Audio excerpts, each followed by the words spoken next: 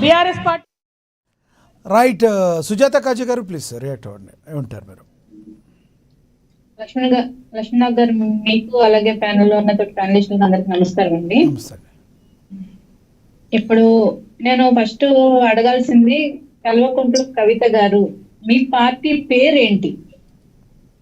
First మీరు party పేరే సరిగా పెట్టుకోలేకుండా దాన్ని రిజిస్టర్ చేసుకోలేక మీరు పెద్ద పెద్ద మాటలు ఇంకెవరెవరినో విమర్శించేయడాలు అవన్నీ తర్వాత ఫస్ట్ మీ పార్టీ పేరేంటి? ఇంకొకటి, తండ్రి పెట్టిన పార్టీ పేరునే మళ్ళా నువ్వు కాపీ కొట్టి ఆ పార్టీ పేరునే వాడుకుని ఎదగాలని చూస్తున్నావు. నీ అంతటి నీగా ఒక పార్టీ పేరు పెట్టుకుని ఆ పార్టీని అభివృద్ధి చేసుకుని ప్రజల పక్షాన నిలబడే అసలు చిత్తశుద్ధి ఎక్కడా కనిపించట్లేదు. ఇంకొక విషయం సార్, నేను మీ మీడియా ముఖంగా అడగదలుచుకున్నాను. అంటే రాజకీయాల్లోకి ఎవరు వచ్చినా ప్రజా సమస్యల మీద పోరాటం చేయడానికి, ప్రజల పక్షం నిలబడడానికి, ప్రజాసేవ చేయడానికి రాజకీయాల్లోకి వస్తారు. మరి కవిత గారు తను అధికారంలో ఉన్నప్పుడు, తన తండ్రి పార్టీ అధికారంలో ఉన్నప్పుడు, తను కూడా అధికారంలో భాగస్వామ్యం అయినప్పుడు అక్కడ జరిగిన తప్పుల గురించి ఏనాడు ప్రశ్నించలేదు, విమర్శించలేదు, ఏది చేయలేదు.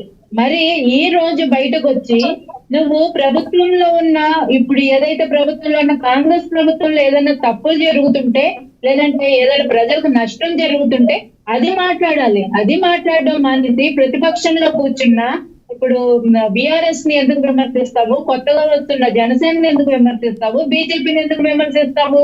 నువ్వు ప్రజల పక్షాన మాట్లాడు. వీళ్ళెవరు, కవితని ఎవరు కూడా పట్టించుకోకపోయినా కూడా తనే అందరి మీద రాళ్ళేసి మరి ఆమె హైలైట్ అవ్వాలని చూస్తుందన్నది మాత్రం వాస్తవం అండి.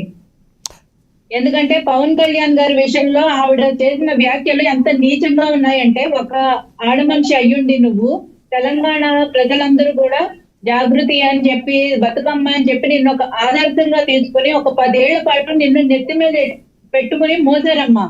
అక్క కవితక్క, నీకు చెప్తున్నా, తెలంగాణ ఆడబిడ్డలందరూ నిన్ను నెత్తి మీద పెట్టుకుని ఒక ఐకానిక్ గా మోసారు నిన్ను.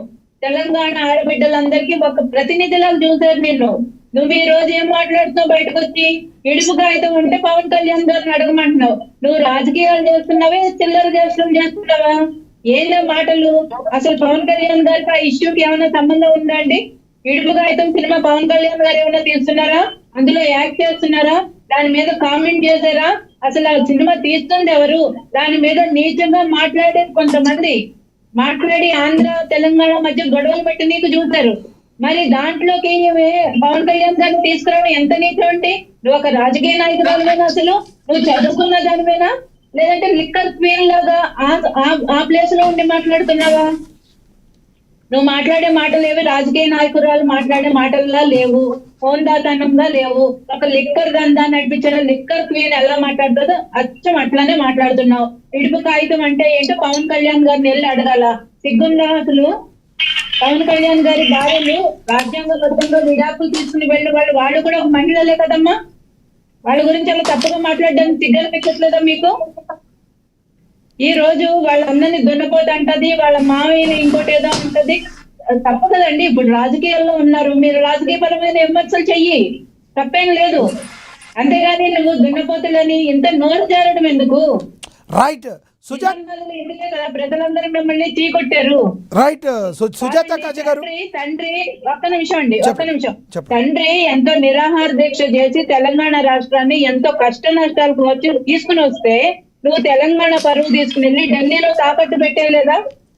తెలంగాణ ప్రజలందరూ పరువు తీసుకుని ఒక లిక్కర్ క్వీన్ లాగా మిగిలిపోలేదా? ఒక లిక్కర్ కేసులో ఒక మహిళ ఇరుక్కోవడం ఎంత నీచాతి నీచం, అది ఎంత పరువు తక్కువ అండి. తెలంగాణ ప్రజలకి, ఆడపడుచులకి ఎంత పరువు తక్కువ. నువ్వు దానికి ముందు సరిదిద్దుకో, సిగ్గుతో తలదించుకో, తర్వాత మిగిలిన వాళ్ళని విమర్శలు చేద్దువు. రైట్ సుజాత కాజీ గారు అందుబాటులో ఉండి మళ్ళీ మాట్లాడతాను. మనతోటి కాల్వ సుజాత గారు జాయిన్ అయ్యారు, కాంగ్రెస్ నేత. ఆవిడతో మాట్లాడదాం. నమస్తే సుజాత గారు. సుజాత గారు, నా వాయిస్ వినబడుతుందా మీకు? నాకు వినబడుతుంది, మీకే ఎస్ వినబడుతుంది, క్లియర్గానే వినబడుతుంది, మాట్లాడొచ్చు.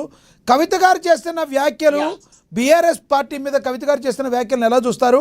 ఇప్పుడు బీఆర్ఎస్ నేత రామ్మోహన్ గారు కూడా ఒక ఆరోపణ చేస్తున్నారు, కేవలం కవిత గారికి ఫండింగ్ పెట్టి రేవంత్ రెడ్డి గారు ఇలాంటి మాట్లాడిస్తున్నారని బీఆర్ఎస్ నేతలు అంటున్నారు. వాస్తవం ఉందంటారా? మీరు చక్కగా చలి కాచుకుంటున్నారంట వాళ్ళ మధ్య చిచ్చు పెట్టి, వాస్తవం ఉందా? గుడ్ ఆఫ్టర్నూన్ అండి. అదేమంటారు చూడండి, సందేట్ల సడేమి అని కాంగ్రెస్ రీసౌండ్ వస్తుందండి.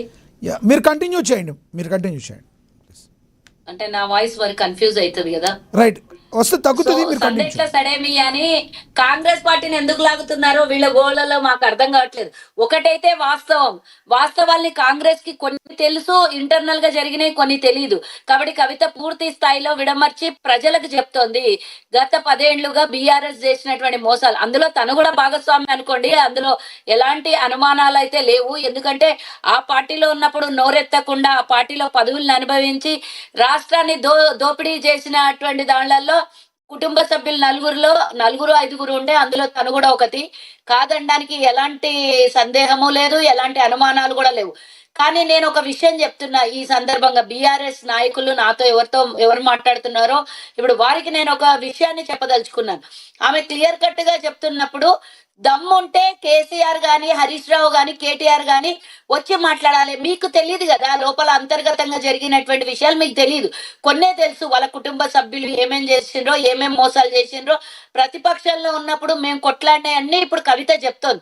అంటే కాంగ్రెస్ పార్టీ ఫండింగ్ చేస్తేనే ఆమె చెప్తుంది. ఆమె దగ్గర డబ్బులు లేవా అండి?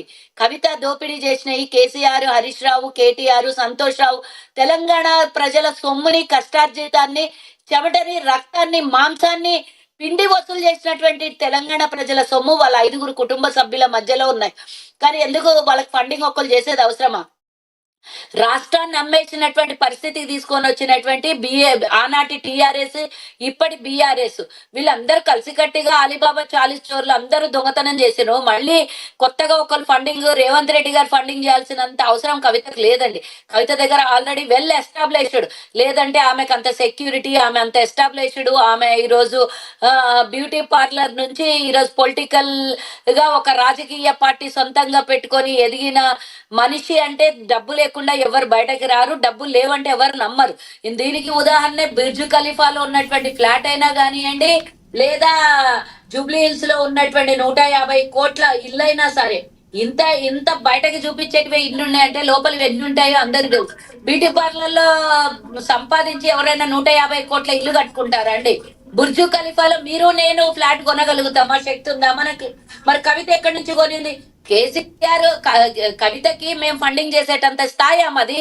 వీళ్ళ కుటుంబ సభ్యులకి అదాని అంబానీకి మించిపోయినటువంటి డబ్బు ఉంది. అదానికి అంబానీకి వాళ్ళ అఫీషియల్ అయితే వీళ్ళు అన్అఫీషియల్ గా డబ్బులు సంపాదించారు. సో నేను ఒక విషయం చెప్పాలనుకుంటున్నా ఈ సందర్భంగా, బీఆర్ఎస్ నాయకులు మాట్లాడుతున్నటువంటి విషయానికి వస్తే, కవిత గగ్గోలమని సంవత్సరం నుంచి గోలగోల చేస్తోంది, బయటికి వచ్చి అన్ని విషయాలు చెప్తోంది. 1400 కోట్ల రూపాయల పార్టీ ఫండ్ ఉంది.